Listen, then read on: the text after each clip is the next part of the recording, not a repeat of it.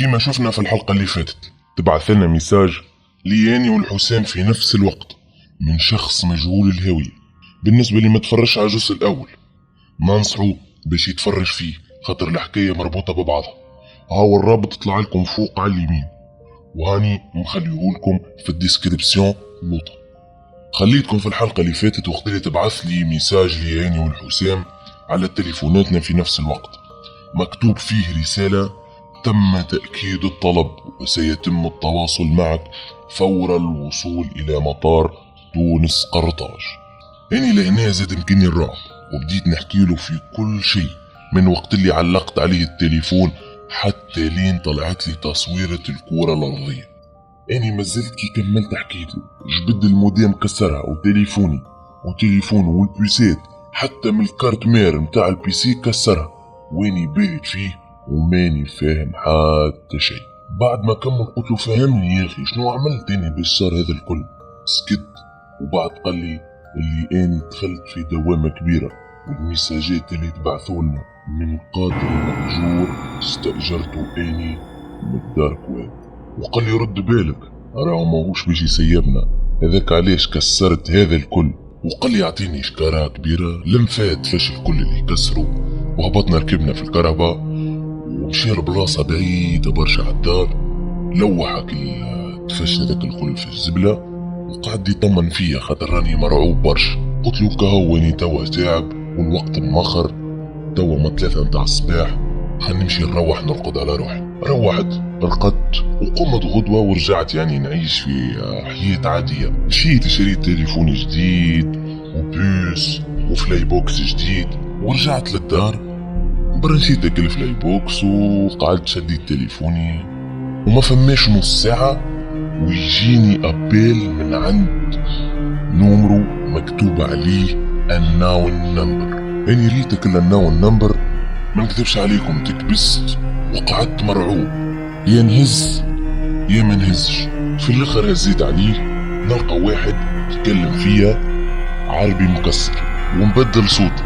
قال لي لقد تم الوصول الى مطار تونس قرطاج، ستصلك رسالة الان فيها الرقم البنكي الذي ستحول فيه المبلغ المطلوب، 3000 بيتكوين مع 1000 بيتكوين حق المواصلات، وسترد علي برسالة فيها اسم ولقب الضحية مع عنوانه بالكامل. اني لهنا دخلت بعضي، دخت وما فهمت شيء. البيسي وكسرناه، التليفون وكسرناه، البوس وكسرناه، الفلاي بوكس القديم كسرناه، وبدلنا كل شيء جديد. وقعدت حاير كيفاش عرف النمروية، على خاطر حسام طمني بالكدا وقال لي ما عادش ينجم يوصلك. جبت التليفون وكلمت حسام نسأل فيه يا لندرا السيد طلبه هو زادا ولا لا، وحكيت له شنو صار. قال لي راهو ما طلبنيش، وقال لي برا بيع تليفونك الجديد وكسر البوس واشري تليفون سامبل على خاطر ما فيش جي بي اس. قلت يخلف علي يا ربي، الواحد يعني مش باش يلعب بحياته. هبطت بعتك التليفون بالخسارة وشريت تليفون جديد، تليفون سامبل يعني، وبيس جديدة زادة، ومشيت نخدم على روحي ورجعت نعيش في حياة عادية. كملت الخدمة وروحت، رقدت، وبعد قمت الصباح افطرت وركحت روحي وجيت خارج. نلقى ورقة مرمية من تحت الباب، نلقاها ملطخة بالدم ومكتوب عليها لم يتم استلام المبلغ المطلوب ولا عنوان واسم الشخص المطلوب، لديك مهلة 24 ساعة. لهنا قلت ما عادش فيها السيد ولا يهدد فيا ومنه للدار، يعني عرف داري سيء. كلمت حسام وقلت له يجاني راني حاجتي بيك، الحكاية ولات ما عادش متاع تليفونات توا. جاني حسام حكيت له على الورقة وحكيت له على التهديد زادا، قعد سارح ويخمم، واني ايست برجولية. حليت التلفزة وبديت نتفرج ديريكت، هز راسه ومشي يجري يقرا في البلاك اللي بجنب البلازما. قمت خلطت وراه وقلت له شفما، بدا يشير لي على التلفزة بصبعه وقال لي التلفزة هذه سمارت. قلت له ويه وشنو المشكل؟ قال لي واني نقول كيفاش نجم يتعقبنا وانتي مبدل التليفون ومكسر البوس والفلاي بوكس، وهو طلع يتعقب فينا من التلفزة هادي خاطر فيها GPS. قال لي توا ما عادش عنا وقت، سكر الضوء على الدار الكل وهيا نخرج. اما لحظة قبل ما تسكر الضوء نمشي نوصل للدار نجيب البيسي متاعي ونرجع لك. جيب البيسي ربطه مع الويفي متاعي وخذي حاجة اسمها الداتا بيس متاع النتورك متاعي الكل، وقال لي قص الضوء وهيا نخرج. خرجنا وهبطنا للكرهبة قعدنا فيها. قال لي ما يلزمناش نقعد ونستناو فيه حتى يجي ويقتلك، يلزمنا حتى نحن نهاجمه. حسيلو خدم الكرهبة ومشينا القهوة بعيدة شوية عالدار.